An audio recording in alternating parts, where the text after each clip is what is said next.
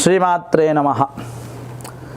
చాలామంది తరచూ నన్ను అడుగుతున్నటువంటి ప్రశ్న, గురువుగారు మాకు గృహయోగం కలగడం లేదు, ఎప్పటి నుండో గృహం కట్టుకోవాలనుకుంటున్నాం, గృహయోగం కలగడం లేదు, దగ్గరికి వస్తుంది వెళ్ళిపోతూ ఉన్నది, ఎప్పుడు కడతాం, ఎంతకాలం మేము ఈ అద్దె ఇంట్లో ఉండాలి అనేటువంటివన్నీ కూడా అడుగుతూ ఉన్నారు.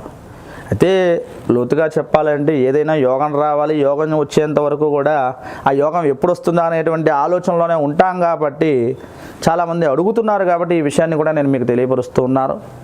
జాతకంలో గృహయోగం కలగాలి అని అంటే ప్రధానంగా చతుర్థ స్థానాన్ని బాగా పరిశీలన చేయండి.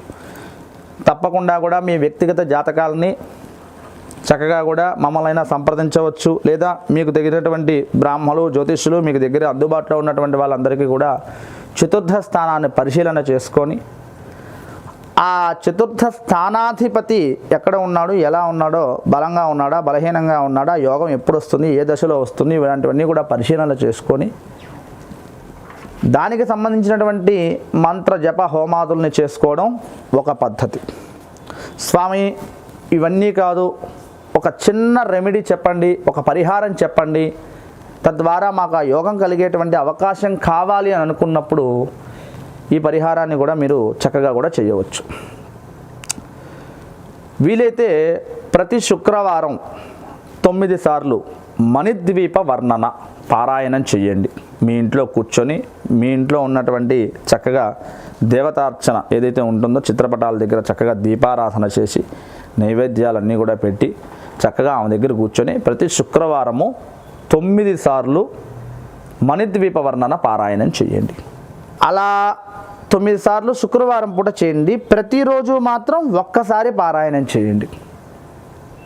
చేస్తే ఒక మంచి గృహయోగాన్ని మీరు పొందుతారు. దీంట్లో మాత్రం అసలు అమ్మవారే చెప్పింది మణిద్వీప వర్ణనలో, ఎవరైతే 9 సార్లు నా మణిద్వీప వర్ణన చదువుతారో వాళ్ళ ఇంట్లో నేరుగా నేనే తిష్ట వేసుకొని కూర్చుంటానని ఆ మణిద్వీప వర్ణనలోనే చెప్పి ఉన్నది. స్వామి ఆ మణిద్వీప వర్ణన మాకు అంతగా రాదు, ఆ మంత్రాలు మేము చదవలేము, ఆ స్తోత్రాలు మేము చదవలేము, మా వల్ల కాదు, తెలుగు నాకు బాగా రాదు, నేను చదవలేను, చదివితే తప్పులు పడతాయేమో అనుకునేటువంటి వాళ్ళందరూ కూడా దీపారాధన చేసి చక్కగా ఆ మణిద్వీప వర్ణన అనేటువంటి యూట్యూబ్లో అది పెట్టుకొని వినండి. 9 సార్లు వినండి. ఒకసారి అయిపోయిందా మళ్ళాసారి పెట్టండి, ఇంకోసారి పెట్టండి, వినండి. వింటూ పుస్తకం పెట్టుకొని చూడండి. మీకు ప్రతి వాక్యం అక్కడ ఏం చెబుతున్నారో వింటూ ఉంటే చక్కగా మీకు అర్థమైపోతుంటుంది. ఇంకొంతకాలానికి మీరే చూసి చదువుకోగలరు. ఆ విధంగా కూడా చేయండి. లేదా చక్కగా ఎవరైతే బాగా చేస్తున్నారో వాళ్ళని అడిగి చెప్పించుకోండి. ఈ మణిద్వీప వర్ణన చాలా సింపుల్గా ఉండేటువంటి పరిహారం. అమ్మవారిని మీరు ఎప్పుడైతే చక్కగా అర్థిస్తారో గృహయోగం కోసంగా చక్కటి గృహయోగం మీకు కలిగేటట్టుగా చేసి మీ ఇంట్లో తిష్ట వేసుకుని కూర్చుంటుంది అమ్మవారు. అతి త్వరలోనే ఇది మొదలుపెట్టినటువంటి ప్రక్రియ మొదలుపెట్టినటువంటి తొందరగానే మీకు గృహయోగం కలుగుతుందన్న దాంట్లో ఎటువంటి సందేహం లేదు. అమ్మవారి అనుగ్రహం వలన చక్కటి గృహయోగాన్ని పొందుతారనేటువంటిది మీకు తథ్యము. అందుకని ఈ పరిహారాన్ని మీకు అందరికీ కూడా తెలియపరుస్తూ ఉన్నాను. శుభం భూయాత్.